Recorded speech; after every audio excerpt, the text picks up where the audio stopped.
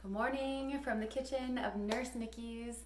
I wanted to show you how to infuse your own oil because, as you know, or you may not know, it's actually really easy to grow a lot of medicinal herbs. They're perennials.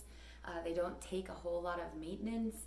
You just kind of put your little starters, or you can, plant seeds. Although I found I planted seeds and it didn't come up for 2 years. All of a sudden I was like, oh look, there you are, Yarrow. Anyway, it's a great skill to have to make your own products. So this is calendula. I grow calendula here, but I actually harvest this from a local farm, a CSA that I'm a part of. They started growing calendula. So this is organic, super local, like literally down the street. Calendula, which is an amazing. This is probably one of the biggest reasons that I got into herbalism. But super potent flower, really good for the skin, really good tissue healer. So I put this in my body butter because I think that it is incredible for nice, silky, smooth skin. So you start off with this, and then I have organic cold pressed apricot oil that I use. And that's what you start off with, and then I'll get into the logistics of how you measure. So you want to start with a clean surface, so make sure you clean everything down, including your jar that you're going to infuse your oils. I have a little spray bottle that I put isopropyl alcohol in so that I can clean all my surfaces and jars, because if you have any bacteria in there, you can make your oil go sour, which is not fun. It's really sad. So like I said, I'm going to use calendula, and I am also going to, so calendula is a skin healer, like I said. Chamomile is sort of soothing, anti-inflammatory, really smells really delicious. And then rose is a astringent, so it kind of helps tone the skin. So that's kind of what I put in my body butter products. You can choose whatever you want, and it's the ratio. So I like to ground my flowers. You don't have to, you can do them whole. However, if you really want to get a concentrated oil, these are kind of big and bulky. And so if you grind them out, not only do you have more room, you can put more flour in, but you also are making more surface available for the oil to extract from. So I grind this up, and typically you want to do a ratio of 1 to 5. So that means 1 ounce of bulk is what herbalists call it, 1 ounce of the dried herb to 5 ounces of liquid oil. So in this case, I'm going to make a bunch because I use it for my body butter, my like butter. If you haven't tried it, it's amazing. I'm going to make it so that it takes 4 hours. So if I do it once, then it's done. So I'm going to make a lot. I'm going to make about 500 mils, which equals about 16, well not about, it equals 16.666666 ounces.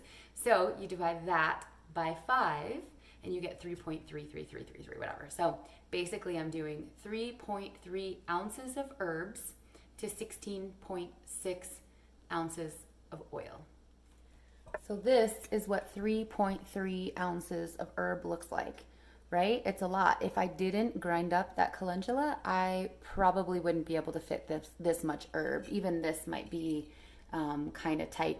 The other thing too is you have to plan on, you're going to lose some oils. I have a press so I can get the maximum amount of oils out, but if you're trying to make a certain amount, always just anticipate that you're going to lose a little bit. But isn't it pretty? We've got calendula, chamomile, and rose.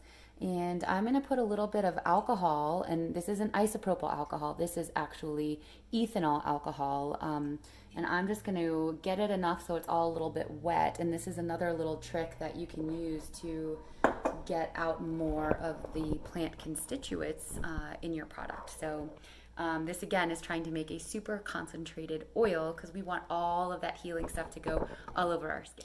This is my favorite herbal tool ever, the Instapot. I mean, it's my favorite for cooking too, but so I've created a hot water bath, and now I'm going to I put the oil in, and now I'm going to put my oils with the Herbal the dried herbal ingredients into, and I use for the Instapot, if you have one, I use the keep warm setting on the lowest because it stays at about 140 degrees. You really don't want to go over 140 degrees because you will make your oil go rancid.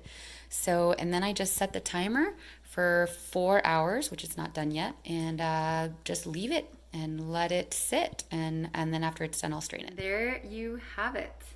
Look at how nice and dark the color of the oil is. It was a very good extraction. I'm going to show you a tool that has changed my life that it took me a while to get. It is this here is a tincture press.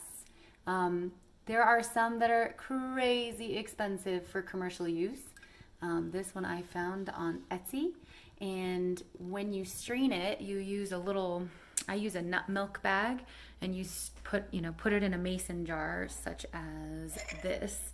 Put the bag in the mason jar, pour out everything, and then put it in the press, and then you get all the oil out. Not all of it. You get a lot more than if you're just squeezing by hand. I used to squeeze by hand all the time.